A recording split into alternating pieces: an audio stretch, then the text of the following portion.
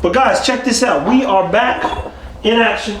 Saw the other day. 8 years. 8 years? 6 months. We was on a mission yesterday, and I've got my pulled pork. I'm gonna heat it back up here in the oven shortly and use some of Jimmy G sauce and make me some. Jimmy, what's the key to making great sauce? Cause I'm about to, he said, go and dip your pinky in here. You know, black folks be washing their hands, so I ain't just gonna put no hot hand in there. I mean, it's your sauce. Put whatever you want. Put your dick in there, motherfucker. Let's go here. Let's. No, but that's just proper. So I just, I do a simple but easy, bro. It's like, it's real easy, bro. Like, I couldn't tell you, I could just show you, it's one of them I can show you better than I can tell you, But get you some of that. You gotta wash his hand if it's mine. Give him a little spoon. You just brought the dog in. Give him a little spoon. Here, I'll hold the camera. Don't worry, look, I was the original cameraman, Jimmy. Jimmy, man, look, so what makes this bottle unique? Why'd you buy 2 of them?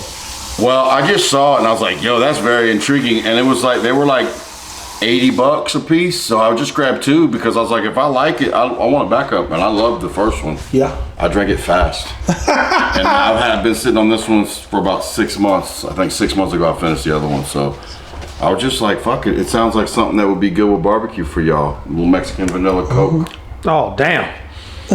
Man. That's some good fucking sauce, That's bro. great sauce. Now I ain't got to rush to make me one. I just use his. Yeah, you gotta do that it's now. real easy though. Like, so apple cider vinegar, mustard. He was there. I bought all that stuff today. Dry seasoning. For my base, I just used the cheapest motherfucking ketchup there was, the big container of it, and that was my base. I obviously dropped some whiskey in there, a little bit of that whiskey syrup. What does alcohol do to a sauce? Like, how do you infuse that without it like breaking the sauce down? Especially if you start adding vinegar and all that shit. Well, it kind of just marries together, and as it gets hot, I brought it to a boil. The alcohol cooks out, but you get a lot of those flavors from the barrel. You get a little of that oak. So when you cook the alcohol down and it evaporates basically. Yeah, it's gone. You're actually cooking in the whiskey per se. The flavor of the whiskey. Yep. So it just gives it an extra layer of flavor, Interesting. Balances this brown sugar, because I put brown sugar, I put molasses. And by the way, brown sugar is nothing but sugar and molasses mixed. So, but I like the molasses because it gives it that nice color. You see that color? Hey, look, boy. Look, say it tastes that tastes ridiculous. Even in my head, I've had a lot of barbecue, especially because I'm from Kansas City, Missouri. I'm thinking, where did I taste that before? And it was nowhere.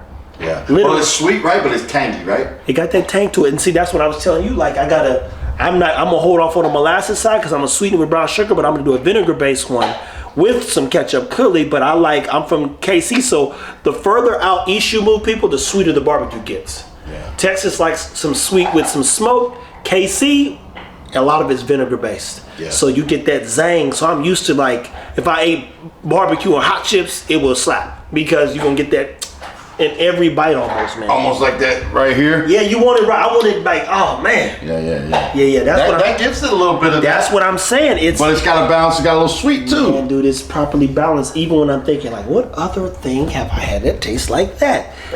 I imagine with that smoked meat, it's gonna just enhance that. Because really, I feel like my barbecue doesn't even need sauce. This is just a little icing on the cake, so to speak. So if you're a sauce guy, this would be the sauce to make. That shit slap on smoked wings, bro. Because then I'll glaze it while it's finishing in that smoker, and then baste it. And boom. Ooh, buddy. And Jim, you don't notice I can make some wings. Oh, I bet you can. That's what I do. I can bake some wings. I can eat some wings, motherfucker. Hey, I'll cheers to that.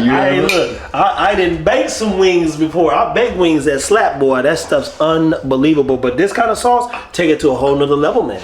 Easy. So the next time we'll just do one together. We'll just do a batch. I mean, I would like to, like you said, do where I don't use a cheap ketchup and actually get the base. Well, is this? That'd be a cool thing to do.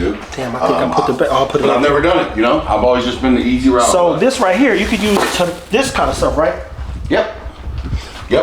Is it pureed or is it whole tomatoes? Whole. So I'm gonna puree with the emulsifier. Yep. Emulsify it. You probably want to add salt and vinegar and stuff. Oh yeah. All the stuff that's in a ketchup, right?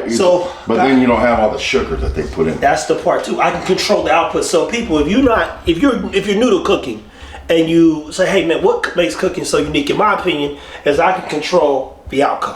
What that means is if I want it sweeter, saltier, whatever, I can influence everything from a base. And a lot of times, most foods are fruit, veggie, something base, right? Especially if you start talking about sauces. So I love that Jimmy used some ketchup because I'm like, okay, bet.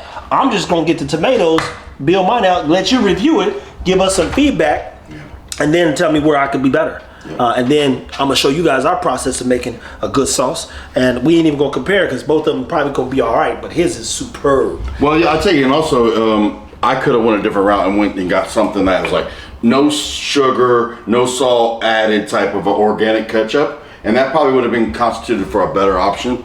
Just because you was gonna build on the ketchup. Man, anyway. look, I was in a hurry. Them white people had me moving today. I had to shake and bake. You know what I'm saying? Look, bro, that right there is ridiculous, man, because it ain't ketchup now.